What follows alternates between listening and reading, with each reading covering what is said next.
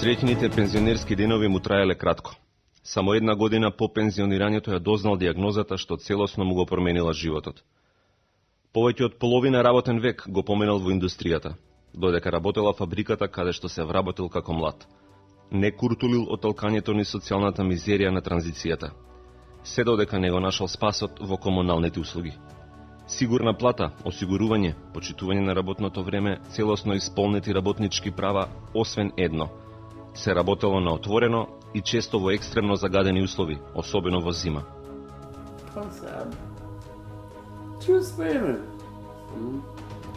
Мали орли, кога сме почнали со работа, 70-те, како сега.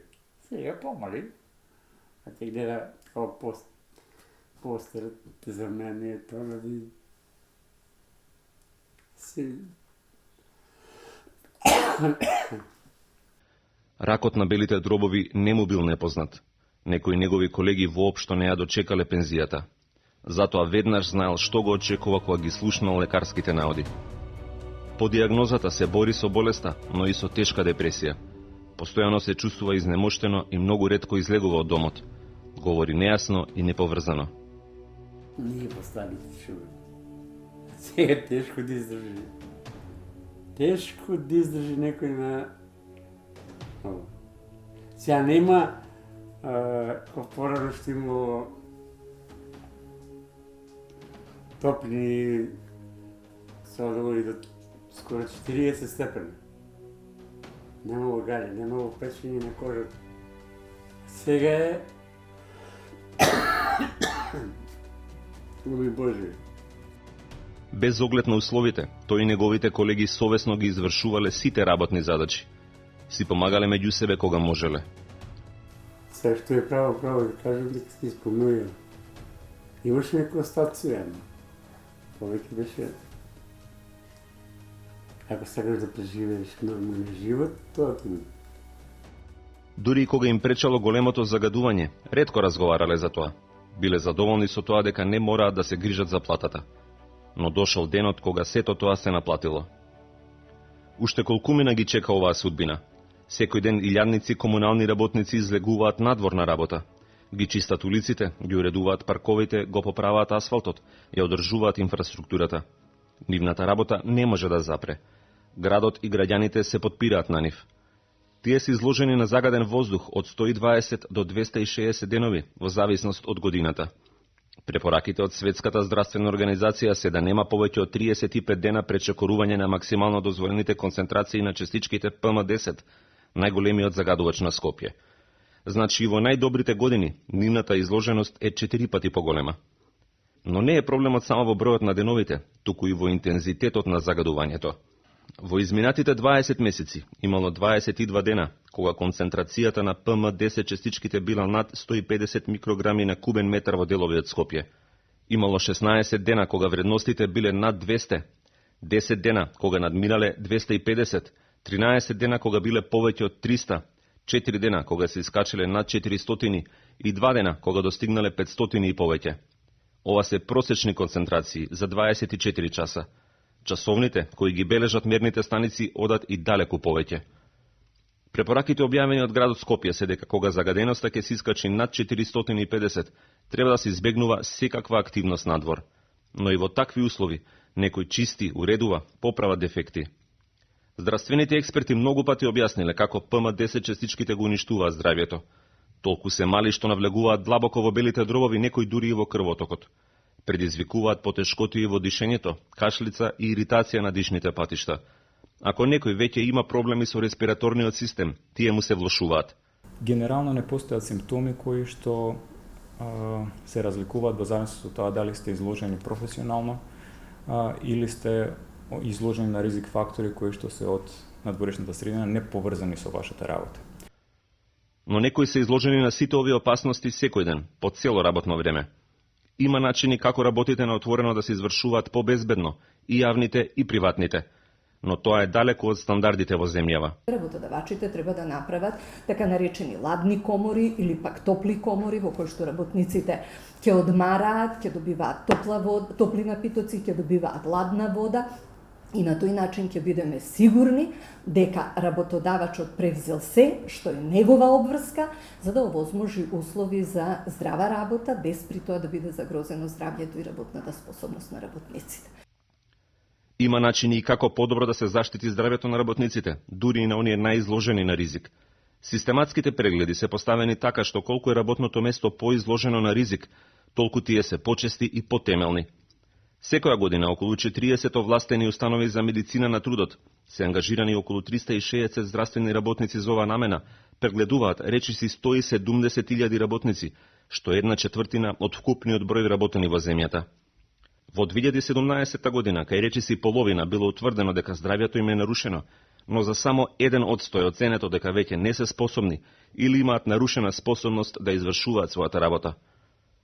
Но не е дека безбедните работни места го подобруваат просекот. Дури од посебните прегледи кај 45.000 работници што работат во услови на зголемен ризик по професионалното здравје, од кои 15.000 работат во неповолни микроклиматски услови, резултатите се слични. Кај 2% била утврдена ограничена работна способност, а кај 0,6% дека веќе не се способни. Дали работниците се извонредно силни и отпорни, или со прегледите не се наоѓа се што треба да се најде? Нашиот пензиониран работник добро се сеќава на својот последен систематски преглед. Ти заврши преглед, ќе ти каже све, ти што имаш болки ќе ги осрнеш, ако сакаш да работиш, ако не, болување, знаеш кој ти се платила? Никако. Ако работиш, ако не, исто како се. Не е секогаш лесно да му се соопшти некому дека е неспособен да извршува својата работа. Во економските услови во кои што живееме, луѓето повеќе се грижат за обезбедувањето екзистенција, отколку за заштита на здравјето. И тука се наоѓаме во една ситуација во која што често пати треба да ги имаме предвид и социјалните аспекти на работењето, финансиските, економските, семејните елементи и во тоа сме принудени да правиме многу компромиси во кои што нема да направиме социјални, семејни, економски и не знам какви проблеми, а сепак ќе го заштитиме здравјето на работникот. Поради тоа и ретко се пријавуваат работните услови неповолни за здравјето.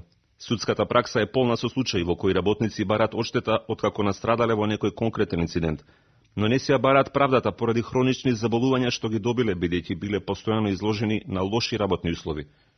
Има начини како да добијат правна сатисфакција, но незнаењето, недовербата во системот и стравот од скапи судски процедури се меѓу можните причини што ги одвраќаат од тоа.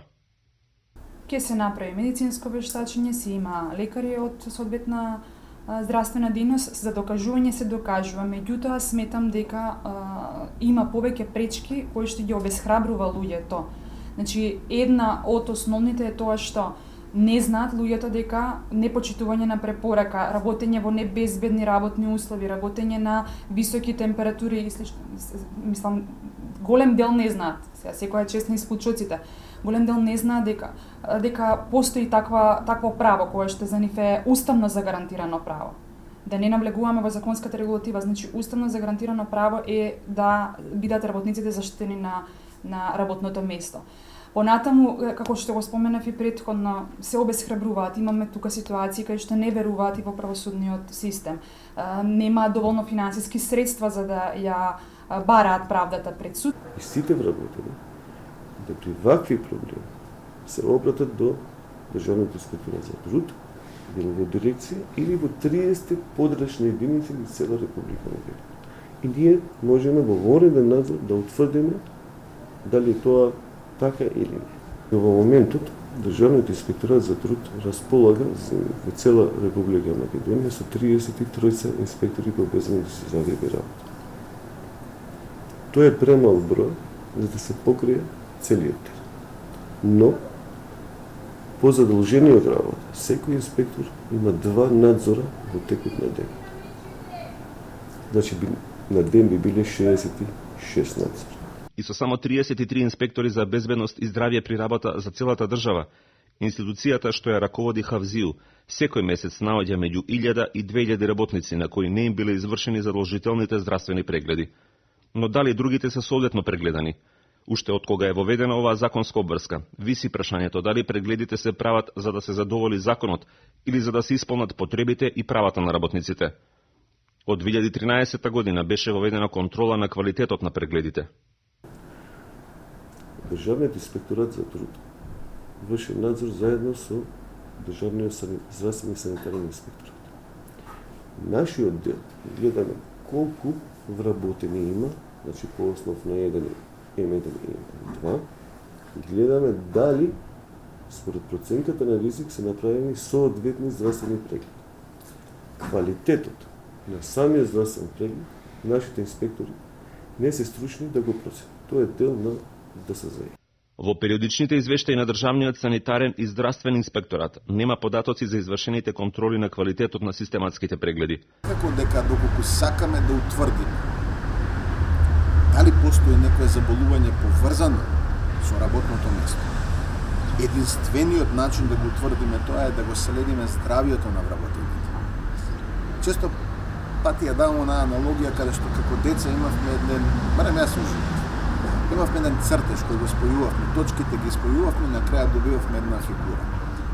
Тој цртеж, ако го пресликаме во годишните прегледи, всушност тој се прават или на 24 месеци за одредени професии, ќе утврдиме дека сликата за здравствената состојба, поточно влијанието на работното место врз здравието на работникот, ќе ја добиеме тогаш.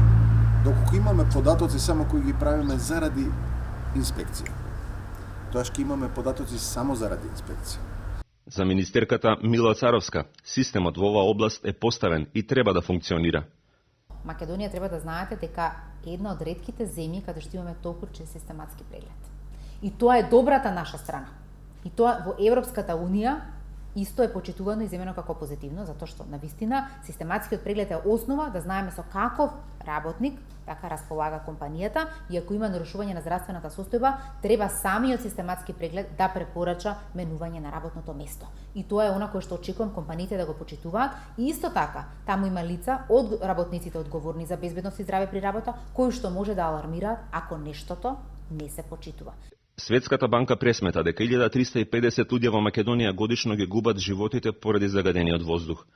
Климатските промени може да го влошат овој проблем. Дождот, како најголем прочистувач на ПМ10 частичките, ќе го има се помалку во Скопската котлина.